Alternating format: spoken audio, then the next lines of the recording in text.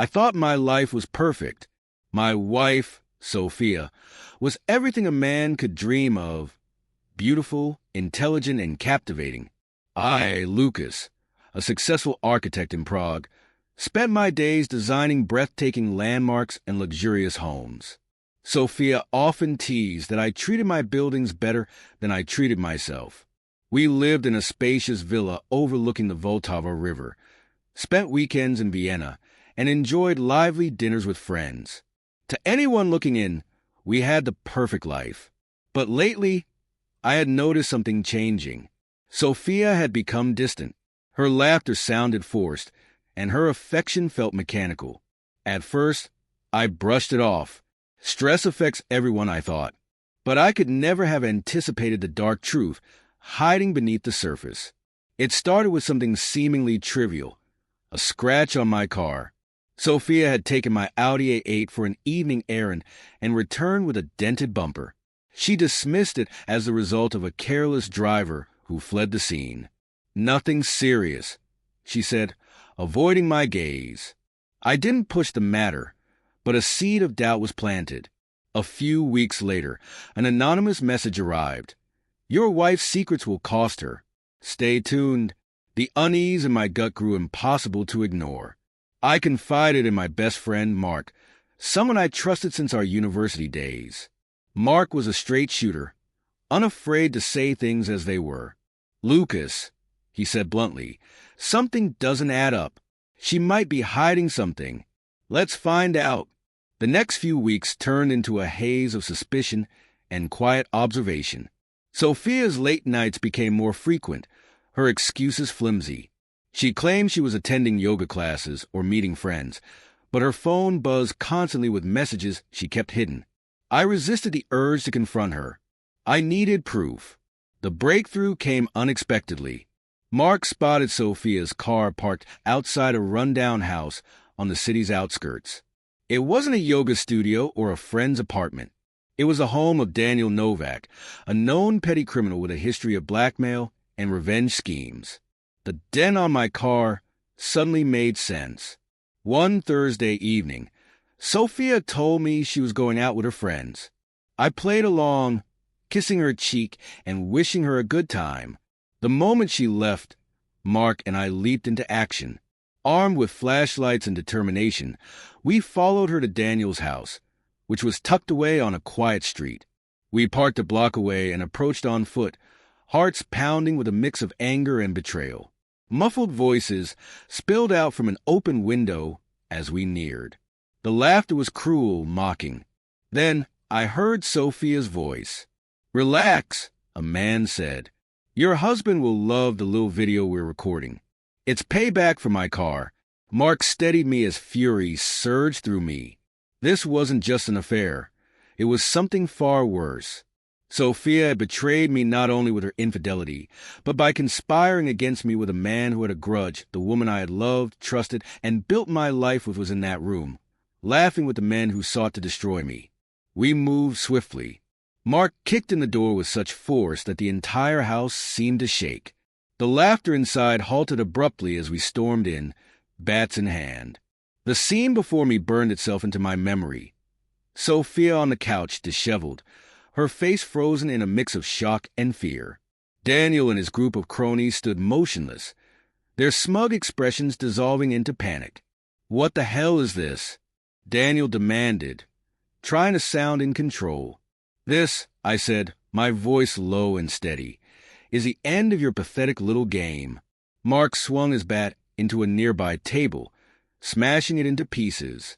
The sound echoed through the room, a sharp warning of what was to come. Daniel stumbled back, his hands raised in mock surrender. "Calm down, man. We were just joking." "Joking?"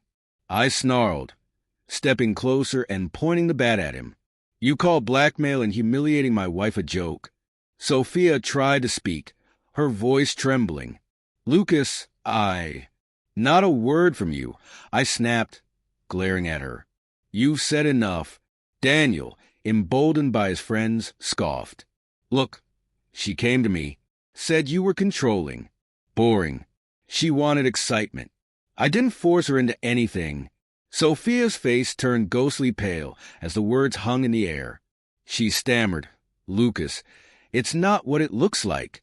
I made a mistake, but what?"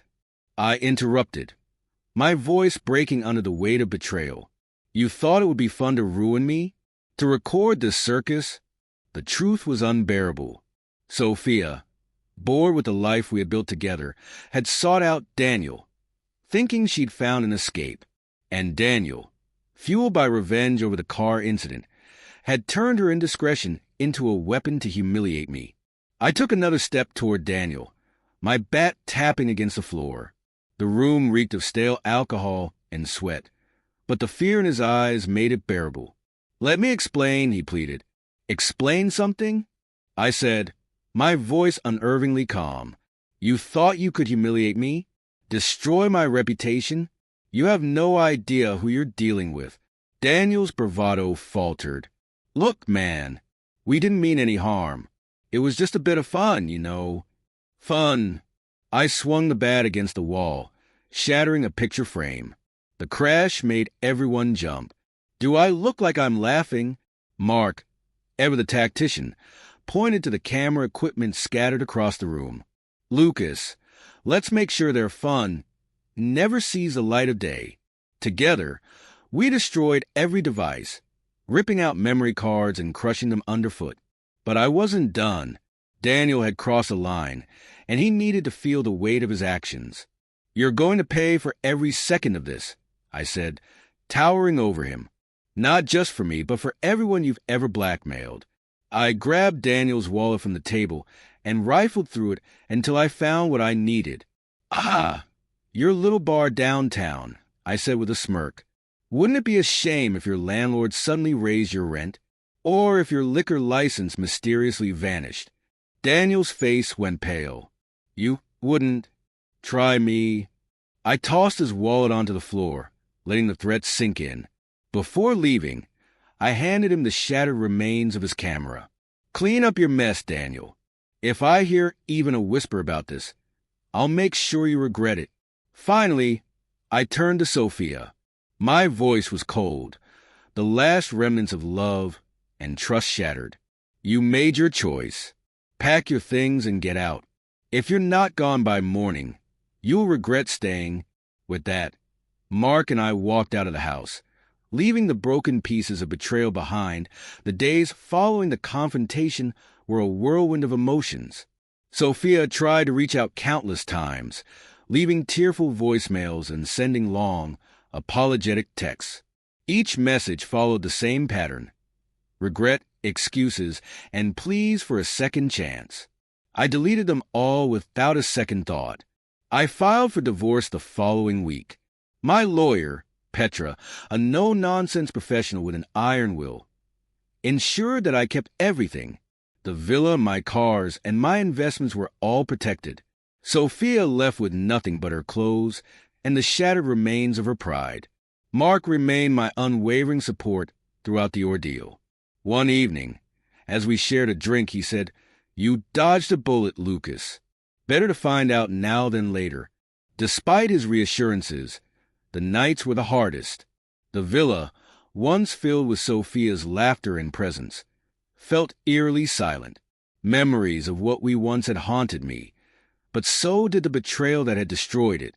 Slowly, I began to rebuild. I threw myself into work, channeling my pain into one of my most ambitious projects yet: a luxury hotel that would redefine Prague's skyline. The project became my lifeline, a testament to the fact that I could create something beautiful, even after enduring so much ugliness. Months turned into a year. The wounds Sophia left behind didn't heal overnight, but they faded.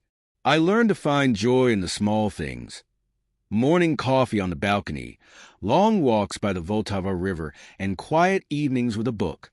One evening, Mark convinced me to attend an art gallery opening. I was reluctant, but he insisted. "You need to get out of your bubble, Lucas. Meet new people." That's when I met Clara. She was nothing like Sophia. Where Sophia had been flashy and superficial, Clara was grounded and genuine. Her art was a reflection of her soul, raw, emotional, and unapologetically real. We struck up a conversation about architecture and creativity, and before I knew it, hours had passed. Clara didn't try to impress me or play games. She simply listened, shared her thoughts, and made me feel seen in a way I hadn't in years. It wasn't love at first sight, but it was something better, a slow, steady connection built on mutual respect and trust. As we spent more time together, Clara taught me something invaluable, that I deserved happiness. Betrayal hadn't broken me. It had cleared the way for something new and beautiful that on the anniversary of the night my life fell apart, I stood on the balcony of my villa, gazing at the city lights reflecting on the Vltava River. The crisp air carried the promise of change. Max, the stray dog I had adopted during my lowest days, lay at my feet, wagging his tail lazily. Clara joined me, a glass of wine in her hand. She didn't say anything. She didn't need to. Her presence was enough. I thought about Daniel and his cronies. Last I heard, his bar had gone under, and he was struggling to make ends meet. Sophia had vanished from my life entirely. Her desperate attempts at reconciliation were met with silence. I didn't need revenge anymore. My success, my peace, was revenge enough. Do you regret it? Clara asked softly, breaking the silence. Regret what? Everything. The betrayal. The pain. I took a deep breath, considering her question. No, I said finally. It hurt like hell, but it also taught me what I'm capable of. Sometimes, you have to lose what you thought was everything to find what really matters. She smiled, raising her glass. To new beginnings. I clinked my glass against hers, the sound ringing out like a promise. Betrayal had tried to break me, but it had only made me stronger. Life wasn't about the losses. It was about what you built in their place.